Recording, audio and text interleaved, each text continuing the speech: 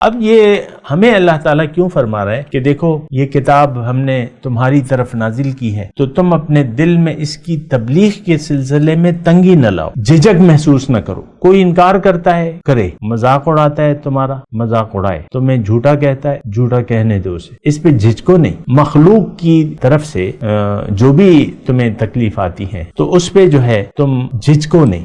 یہ الفاظ جو ہے سامعین کرام، تھوڑی سی اگر میں اور بھی اس کی تفصیل کر دوں، قرآن مجید میں اور جگہ بھی یہ الفاظ استعمال ہوئے ہیں یا اس قسم کا مضمون بیان کیا ہے۔ مثال کے طور پہ سورہ الحجر کی آیت نمبر 97 ہے، اس میں ہے کہ ہم جانتے ہیں کہ جو یہ لوگ کہتے ہیں، یعنی آپ کے خلاف جو لوگ بولتے ہیں، اس سے آپ کا سینہ تنگ ہوتا ہے۔ ذیق صدر استعمال ہوا ہے۔ یا سورہ ہود کی آیت نمبر 12 ہے، کہیں ایسا تو نہیں کہ جو وہی آپ کی طرف کی جا رہی ہے کہ اس میں سے کوئی چیز تم بیان کرنے سے چھوڑ دو یا اس بات سے دل تنگ ہو تمہارا کہ وہ تمہاری دعوت کے جواب میں کچھ مخالفانہ بات کہیں۔ تو ذیق صدر اصل میں مضمون ہے سامنے کا، دل کا تنگ ہونا۔ حرج، یہاں حرج کا استعمال ہوا ہے جس کا میں نے آپ کو منع کیا ہے کہ آپ جھجکو نہیں اپنی یعنی تبلیغ میں۔ اے داعیے الی الحق، تم جب دعوت دو اللہ تعالیٰ کی طرف تو بنا کسی خوف و خطر کے دعوت دو۔ لوگ تمہیں جھٹلاتے ہیں تو جھٹلانے دو، تکذیب کرتے ہیں تکذیب کرنے دو، مذاق اڑاتے ہیں مذاق اڑانے دو، کوئی بات نہیں۔ اور اس کتاب کا